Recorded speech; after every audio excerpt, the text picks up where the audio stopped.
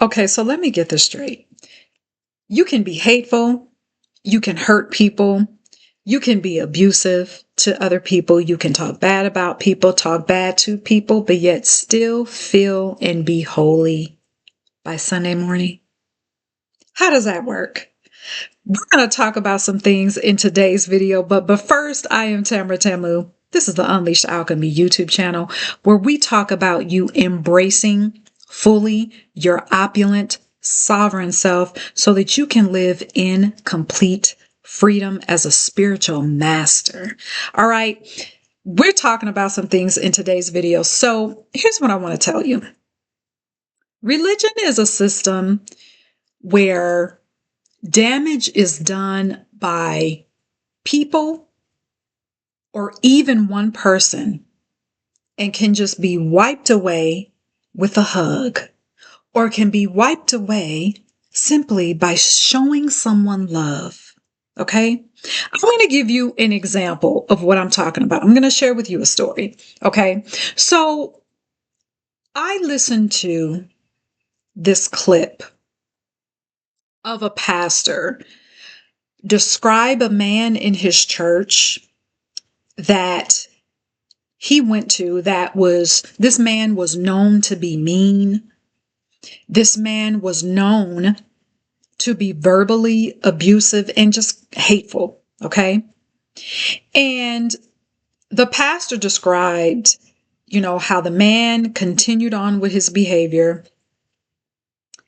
Then the pastor said that this man started to project his abusive behavior onto another pastor in the church. Okay.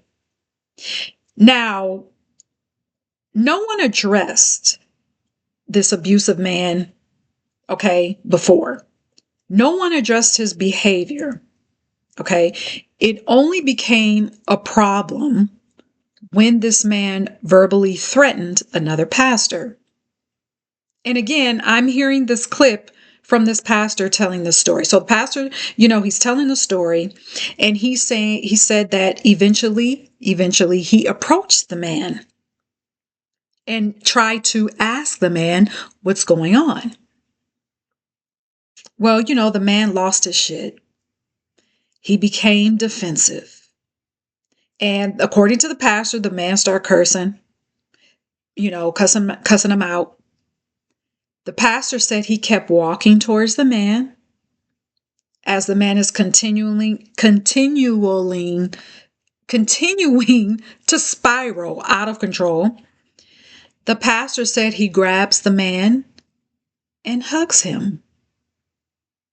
Okay. So, according to the pastor, the man started to cry.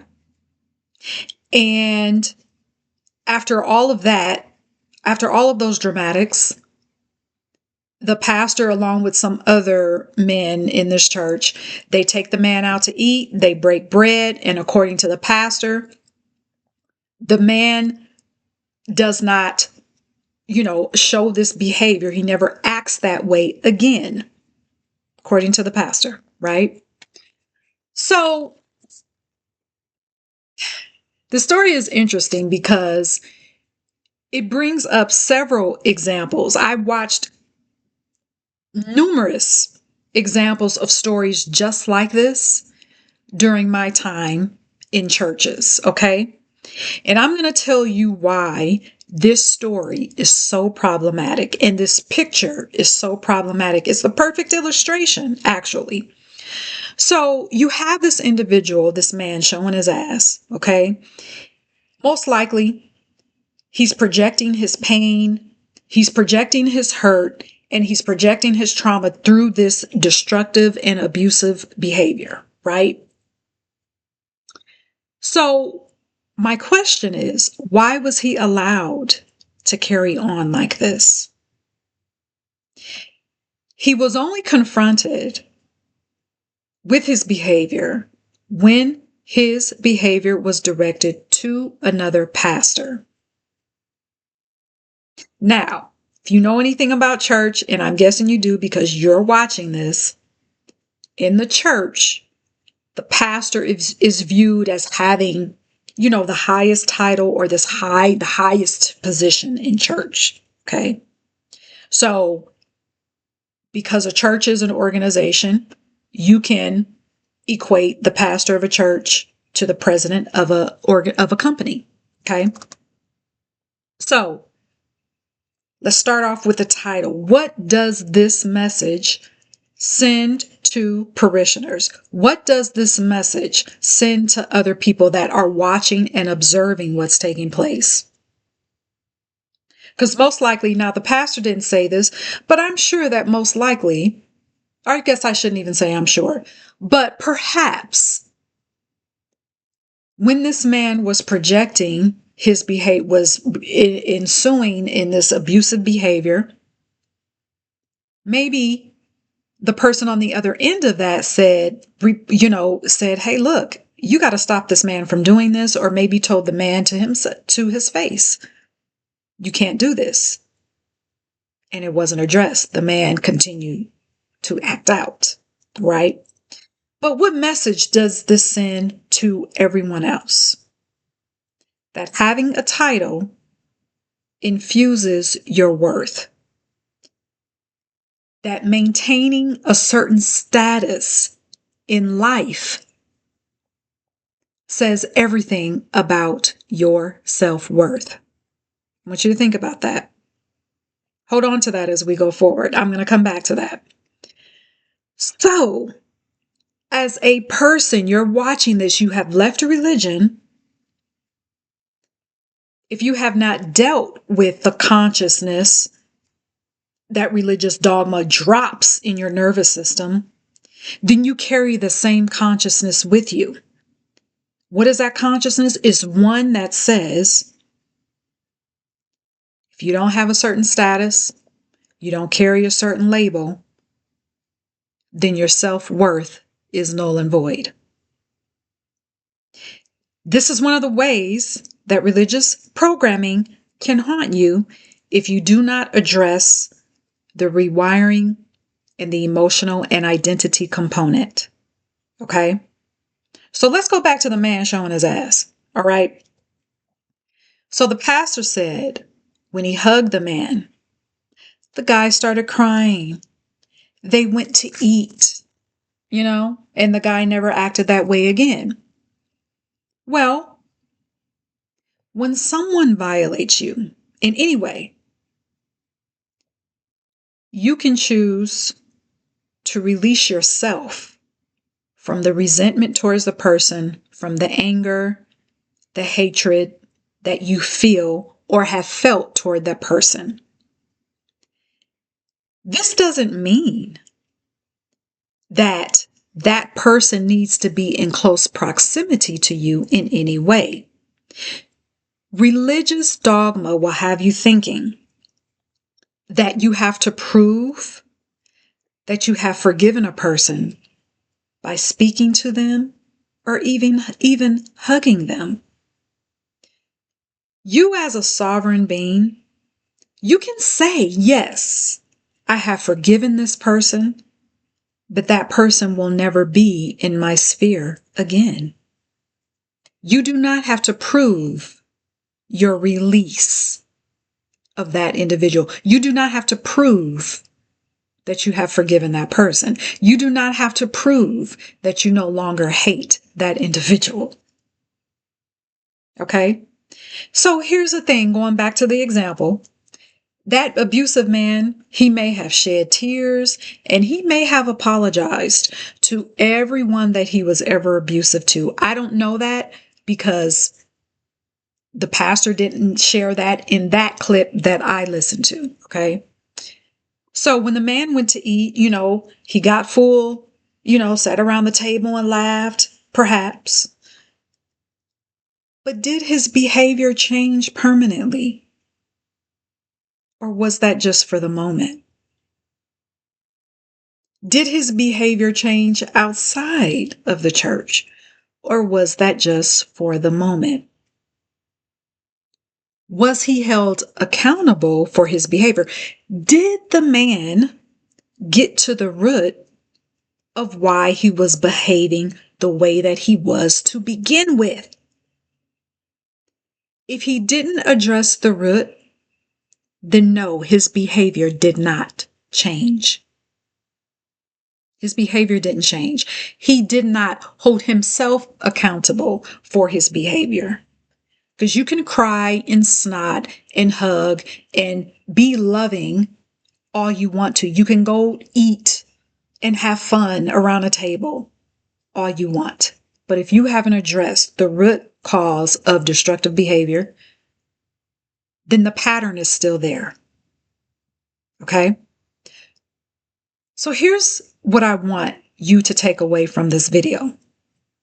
Number one, your self-worth is independent of a status and a title. Your self-worth is a given. It is inherent. You are worthy because you breathe. You're worthy because you blink. You're worthy because you walk. You're worthy because you have a heartbeat. Another takeaway is the way that you forgive may not look like everyone else's. And it's important to know that because, and I'm using this as an example, I'm going to use myself as an example. So I am a person, and I've learned that, and I said this earlier in the video, I can release you from hurt. I can release you from the hate I had towards you, but I don't have to speak to you. I don't have to acknowledge you to prove that. And I won't. There's an individual that I treat that way. Well, my family says, oh yeah, I've forgiven, so I'm just going to hug that person and show love and speak to that person. That is not my perspective. Does my forgiveness, does one way of forgiving look better than another way of forgiving? No. But that is how I choose to display my forgiveness. I don't have to prove that I have forgiven anyone.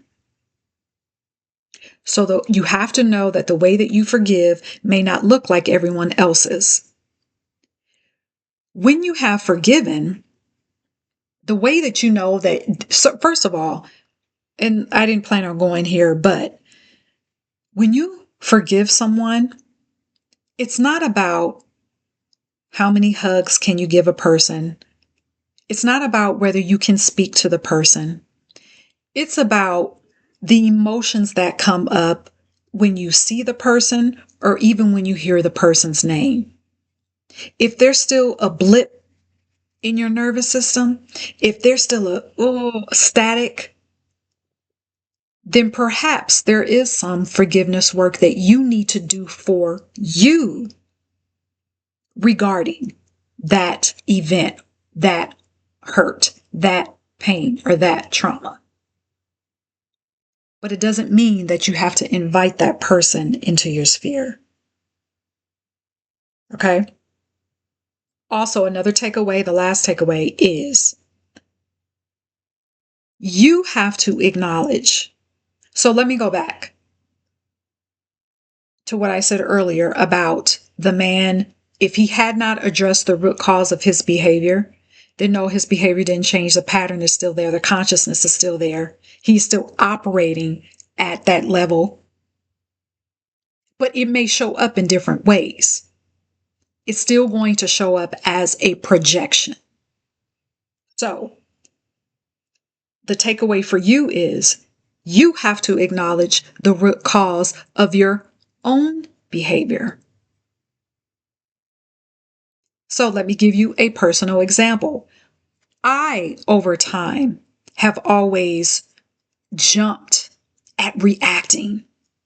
Claws out, fangs out, fire lit. The root cause of me reacting that way is because I did not trust. I did not have, it was the root cause was that I did not feel safe. So I always felt like I'm going to get you before you get me. Coming out with claws. I'm going to prove to you that you cannot hurt me.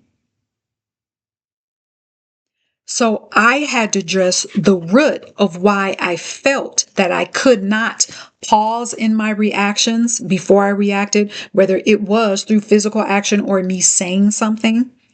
I had to get to the root cause. Why do I feel like I have to act this way? Why do I feel like I have to respond in this way? So you have to acknowledge the root cause of your own behavior. So I'm going to read to you these takeaways that I want you to take away from this story. Your self-worth is independent of a status or a title. The way you forgive may not look like everyone else's. And acknowledge the root cause of your own behavior. To go deeper in this work, it is not enough to leave religion. It's not even enough to deconstruct religion. You have to examine the patterns of how religious dogma has operated in your own life. And you have to rewire in order to rediscover your sovereignty. To go deep into that work, I want you to go to unleashedalchemy.com. You can work with me one-on-one. I also have books at the moment. My products will be expanding. I'm excited about that. That's later to come. Okay. But I have books that you can purchase there, ebooks that will also help you. I have courses that will help you to rediscover your sovereignty. All right. So go to unleashedalchemy.com and work with me, and I will see you in the next episode. So be sovereign.